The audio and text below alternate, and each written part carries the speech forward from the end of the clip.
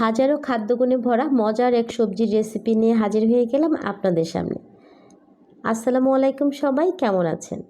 আশালতা রান্নাঘরে একটি নতুন এপিসোডে আপনাদের আমন্ত্রণ জানাচ্ছি। আশা করছি আপনাদের ভালো লাগবে। আজ আমি রান্নার রেসিপিটি শেয়ার করছি চিংড়ি মাছ দিয়ে ঢ্যাঁড়সের রেসিপি। চলুন তাহলে রান্নাঘরে চলে যাই। প্রথমে আমি প্যান বসিয়ে দিয়েছি, এখানে দিয়ে দিচ্ছি তেল। তেলটা গরম হয়ে গেলে আমি এখন এখানে পেঁয়াজ কুচি দিয়ে দিব, সাথে দিচ্ছি কাঁচামরিচ। এটাকে একটু বেশ ভালো করে নেড়েচেড়ে ভেজে নেব।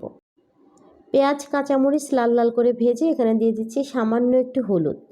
এখানে আমি চিংড়ি মাছ দিব, তাই একটু হলুদ গুঁড়ো দিয়ে দিলাম যাতে এটি গায়ে ছিটে না আসে। চিংড়ি মাছটাকে একটু বেশ ভালো করে নেড়েচেড়ে ভেজে আমি এখানে দিয়ে দিচ্ছি ঢ্যাঁড়স। ঢ্যাঁড়সটাকে আমি খুব ভালো করে ধুয়ে কেটে নিয়েছি। এবার আমি এটাকে 2 থেকে 3 মিনিট নেড়েচেড়ে ভেজে নেব। ঢ্যাঁড়সের যে বিজলি ভাপ আছে সেটা যেন চলে যায়। এইবার আমি এখানে একটা স্পেশাল মশলা দিয়ে দিচ্ছি। এখানে রয়েছে 5 থেকে 6টা কাঁচামরিচ, রয়েছে 1 চা চামচ জিরা, 1 চা চামচ সরিষা।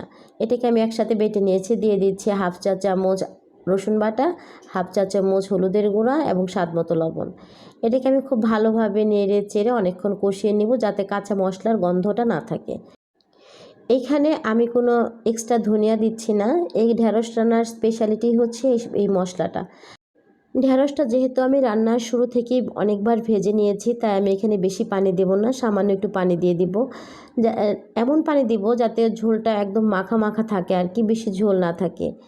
এই তো এবার এখানে আমি ঢাকনা দিয়ে ঢেকে এটাকে রান্না করে নিব 5 মিনিটের মতো। ঢাকনা খুলে শেষ পর্যায়ে আমি দিয়ে দিব 1/2 চা চামচ ভাজা জিরার গুঁড়া। ভাজা জিরার গুঁড়া দিয়ে আমি আবারও এটাকে ঢাকনা দিয়ে ঢেকে দেব জাস্ট 2 থেকে 3 মিনিটের মতো। এই তো 2 থেকে 3 মিনিট হয়ে গেছে। আমার এই পর্যায়ে ঢাকনা খুলে দেখতে পাচ্ছেন একদম ঝোলটা শুকিয়ে গেছে, জাস্ট মাখা মাখা একটা ভাব হয়েছে। এবার আমি চুলাটা বন্ধ করে দেব।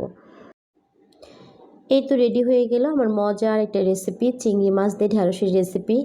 ভালো লাগলে রেসিপিটি শেয়ার করবেন। সবাই ভালো থাকবেন, সুস্থ থাকবেন, আর আমার পেজটা তো ছোট্ট একটি লাইক করে দিবেন। আজ এ পর্যন্তই, বিদায় নিচ্ছি। আল্লাহ হাফেজ। দেখা হবে নতুন কোনো ভিডিওতে।